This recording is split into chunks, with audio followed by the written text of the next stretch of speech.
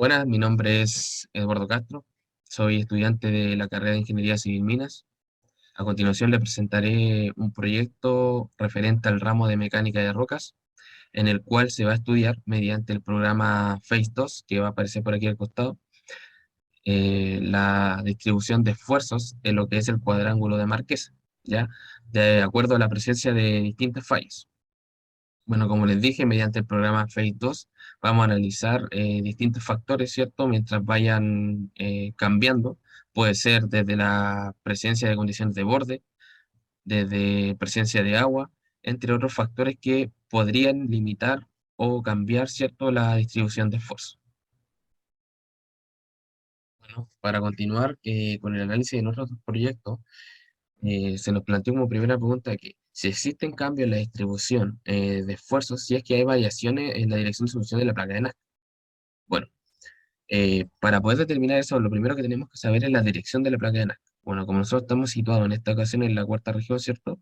Vamos a determinar, de acuerdo al programa de ubicación de Google Maps Earth, en conjunto con otros programas, ¿cierto? Que el rumbo puede variar entre los 10 y los 12 grados noreste. Entonces nosotros vamos a determinar que el rumbo correcto podría ser los 10 grados. Para ello, ¿cierto? Vamos a proceder a ingresar, ¿cierto? Estos 10 grados, pero con la condición, ¿cierto? De que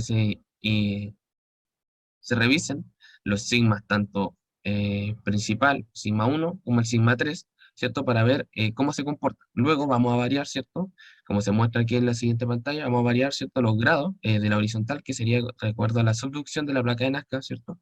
En 15 grados, dos veces. Y vamos a ver cómo va a cambiar sigma 1 y sigma 3. Eso vale decir que, como se muestra aquí y por aquí, los valores de sigma 1 y sigma 3, que fueron variando, nos dimos cuenta, ¿cierto?, que van aumentando o van variando los signos. O sea, la distribución de esfuerzos se va a comportar de distinta manera.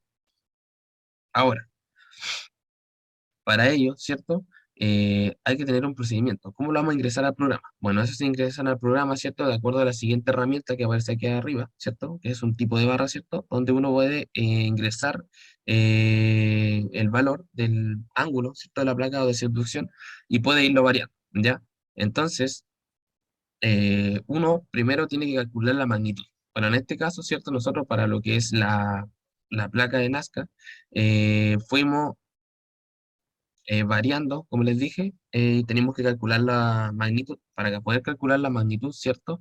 Vamos a tener una fórmula de la magnitud que sería M es igual a K. Usted sabe K, de acuerdo a lo que vimos en el curso de mecánica de roca, K puede variar de 1 a 3 en lo que es Chile, ¿cierto? Siendo el valor más común 1,5 y es el que vamos a utilizar en esta ocasión. Por ρ, ¿cierto? Por G y por la profundidad. En este caso, ¿cierto? Y de acuerdo a la literatura, vamos a usar 250 metros de profundidad, ya que van a ser constantes para el ejercicio. Entonces, ¿cierto? Esto nos va a indicar la magnitud y vamos a poder ir variando los valores para ingresarlo, ¿cierto? A lo que es el programa FACE. Ahora, más adelante, vamos a seguir, ¿cierto? Con la pregunta número 2.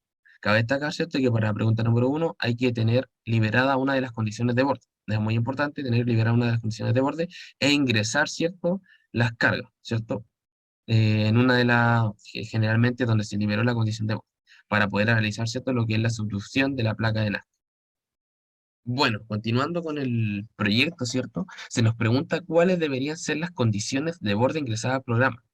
Bueno, dentro de las condiciones de borde ingresadas al programa, debiéramos tener condiciones de borde, ¿cierto?, que te restringen, como sabemos, restringe el modelo matemático, te van a restringir lo que son el movimiento o lo que son las fuerzas. En el caso del programa, ¿cierto?, se van a ingresar, ¿cierto?, que restringen el movimiento, como son en el eje X y en el eje Y, que se ve acá arriba, y se ingresan al programa como apretando esta pantallita de acá arriba, ¿cierto?, donde te sale restringir en X, restringir en Y y también restringir en ambos ejes, ¿ya? En este caso, nosotros los vamos a restringir para el caso de la placa de Nazca.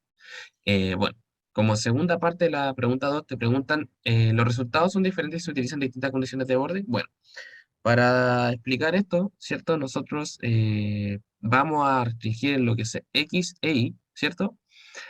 Y vamos a ver que sí, si se restringe en X y en Y, los valores de sigma 1 y sigma 3 van a ser constantes, ¿ya? Si se varía, ¿cierto? O en las condiciones de borde en X, ¿cierto? Se libera en X, se libera en Y, ¿cierto? Van a tender a aumentar, ¿cierto? Los valores de sigma 1 y sigma 3. Así que, en resumen, ¿cierto? De acuerdo a la condición de borde que se utilice, sí va a cambiar el valor de sigma 1 y sigma 3. Continuando con la pregunta número 3, ¿cuál es la influencia de las propiedades de la falla en los resultados de los esfuerzos?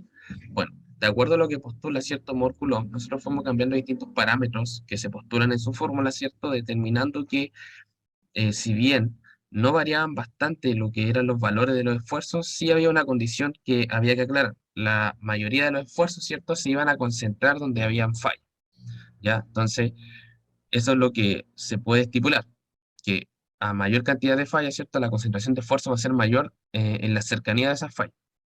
Pero como les dije anteriormente, los valores no van a variar demasiado. Bueno, es por ello que para continuar con el proyecto se nos pregunta, ¿existen variaciones en el sentido del desplazamiento de la falla en función de la profundidad? Bueno, para contestar esta pregunta, vamos a considerar, ¿cierto?, que nuestra magnitud, cuando nos realizamos, ¿cierto?, en la pregunta de la placa de Nazca, es de 10,478. Esa magnitud de 10,478, ¿cierto?, la vamos a considerar para distintas profundidades. Desde 250, ¿cierto?, le aumentamos 100 metros, 350, 450 y 550, como se ve en las imágenes, en donde nos podemos observar, ¿cierto?, que las fallas no se desplazan, ¿ya? No se desplazan para nada, como se muestra en la siguiente figura. Así que en base a eso podemos asumir, ¿cierto?, que no existe un desplazamiento de las fallas en función de la profundidad. Continuando con la pregunta número 5, nos postulan que si los resultados son dependientes de las propiedades de la roca intacta.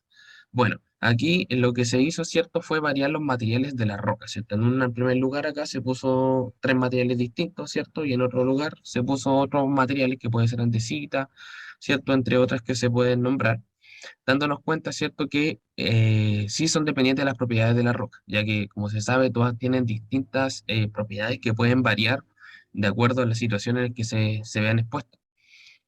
Si no tenemos cómo estimar esas propiedades con mayor confiabilidad, porque no tenemos ensayos de roca, ¿qué podemos hacer? Bueno, vamos a recurrir a lo que es la literatura. Como ustedes saben, hay literatura bastante especializada, ¿cierto?, en lo que son rocas, mecánica de rocas, ¿cierto?, entre otras eh, tipos de ciencias, ¿cierto?, que van a dedicarse a estudiar lo que son las rocas y que nos dan bastante confiabilidad para realizar, ¿cierto?, los experimentos. Por ejemplo, hay libros como el de mecánica de roca, que se postula acá arriba, que tiene bastantes postulados y bastantes enunciados de bastante confiabilidad con respecto a las rocas. Bueno, la pregunta 6 nos postula si existen macrobloques con mayor concentración de esfuerzo si se considera una única litología. Bueno, como explicábamos anteriormente, si nosotros variamos, ¿cierto?, lo que eran los materiales, de acuerdo a lo que era la propiedad de la roca intacta, en donde nosotros pudimos concluir que sí eran dependientes de las propiedades de la roca, entonces podemos decir, ¿cierto?, que con una única letología sí van a ocurrir lo que son la existencia de macrobloques ya, y esto va a depender también de la presencia de fallas, ¿cierto? Como se postula acá, que son las fallas presentes, o el mapa de fallas, ¿cierto?, presentes en lo que es en Marquesa, ¿cierto? Ahora, tenemos que tener claro que para que exista ese macrobloque, como le decía, en el caso, por ejemplo, de la andesita, va a verse muy afectado si existe o no la presencia de falla. Como sabemos que los esfuerzos, ¿cierto?, se van a concentrar más donde hay presencia de falla, ¿cierto? Van a existir estos macrobloques con mayor concentración de esfuerzo. Dentro de la pregunta 7 del proyecto se nos postula si las rocas de formación de arqueros son un 50% más rígidas que las rocas de formación de quebrada de Marquesa. Ahora existen bloques con mayor concentración de esfuerzo. Bueno, primero que nada, hay que explicar, ¿cierto?, que la concentración de esfuerzo tiene mucha relación con lo que es el módulo de Young, ¿cierto?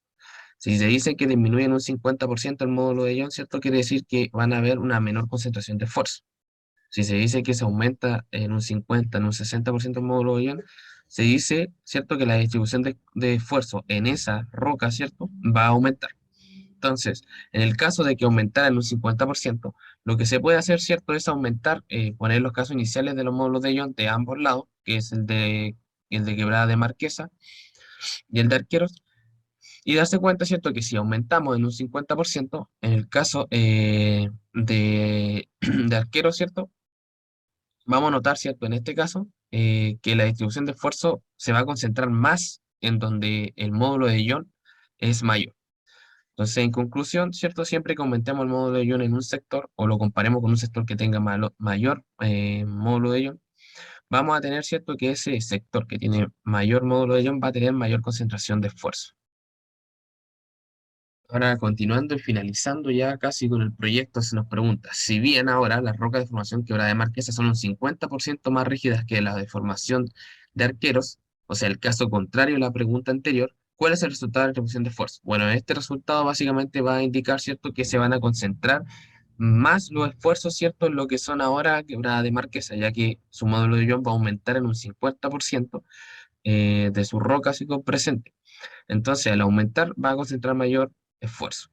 Es decir, que va a ser el caso inverso del caso anterior, de la pregunta 7, ¿cierto?